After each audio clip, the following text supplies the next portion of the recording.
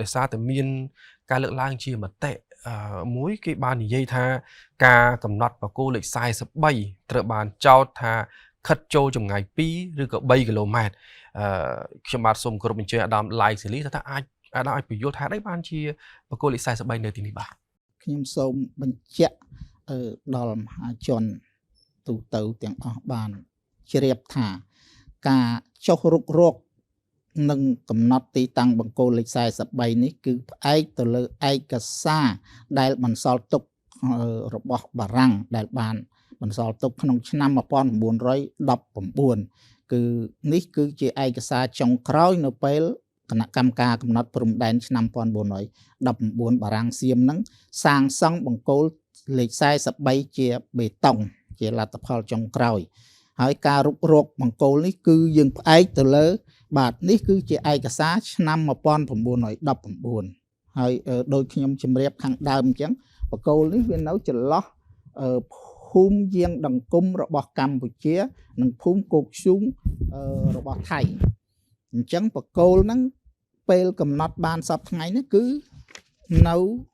ដូចទៅតាមប្លង់ដៃហ្នឹងគឺនៅអូរលំរស័យហើយអូរលំរស័យនេះ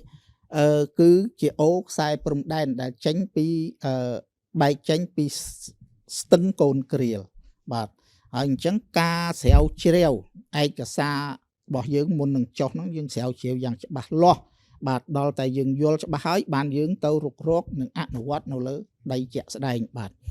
ហើយអញ្ចឹងសប្តាហ៍ថ្ងៃដូចបានបង្ហាញក្នុងប្លង់នេះគឺជាផ្លូវភូមិយាងដង្គមខាងកម្ពុជានេះគឺជាភូមិគោកឈូងខាងថៃ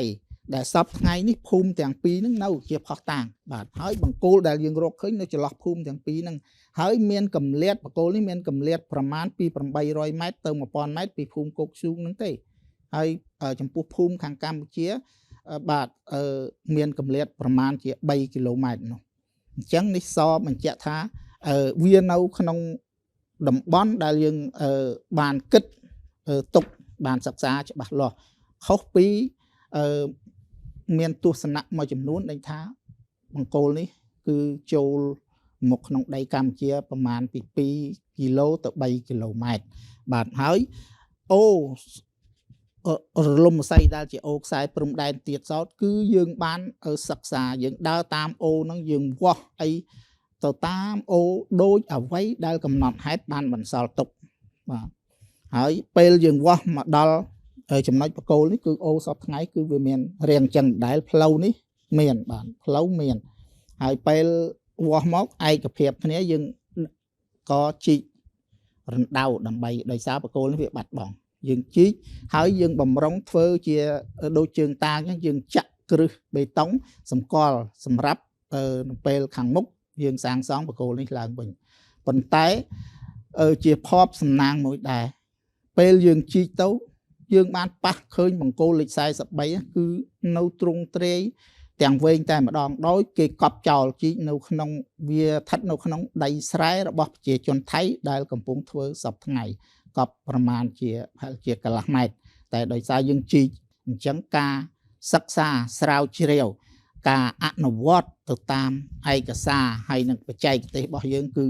មានភាពជាក់លាក់ខ្ពស់យើងអាចរកឃើញរបស់ដែលបាត់ទៅប្រជាជននៅក្នុងតំបន់នោះមិនបានដឹងបាទនេះសូមបញ្ជាក់ថានេះគឺជាទីតាំង